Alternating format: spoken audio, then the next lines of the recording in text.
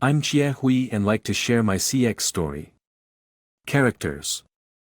I as Harry, a stern and serious man, portrayed by Alan Rickman, who is looking to buy a necklace for my wife.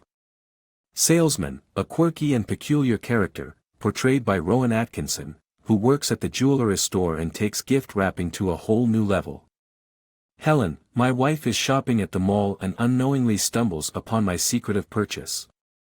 Setting, a busy, upscale mall during the holiday season, filled with shoppers and festive decorations. I paced back and forth in front of the jewelry store, contemplating whether or not to buy the exquisite necklace that I had seen in the display case. I knew my wife would love it, but time was running out, and I didn't want her to catch me buying it. Taking a deep breath, I walked into the store and approached the salesman, played by Rowan Atkinson.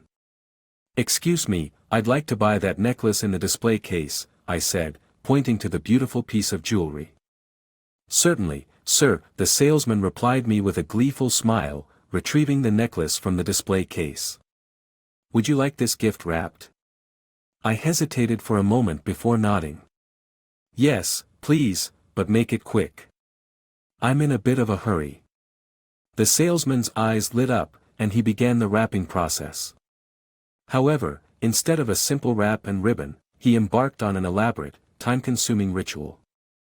He carefully selected the paper, ribbon, and decorations, making a show of each decision. I watched, growing increasingly impatient and nervous as the salesman continued his performance. I glanced around the store, worried that my wife would walk in at any moment.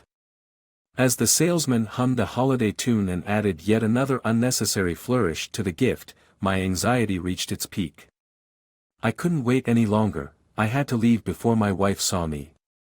"Enough!" I exclaimed, my face turning red with frustration. "I'm sorry, but I can't wait any longer." Just as I was about to storm out of the store, my wife walked in, her eyes landing on me and the half-wrapped necklace. "Harry, what are you doing here?" she asked, suspicion filling her voice. Panicking, I muttered a quick excuse and dashed out of the store, leaving the necklace behind.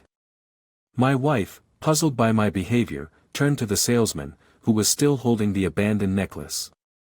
With a knowing smile, the salesman handed my wife the gift, now fully wrapped in its elaborate packaging.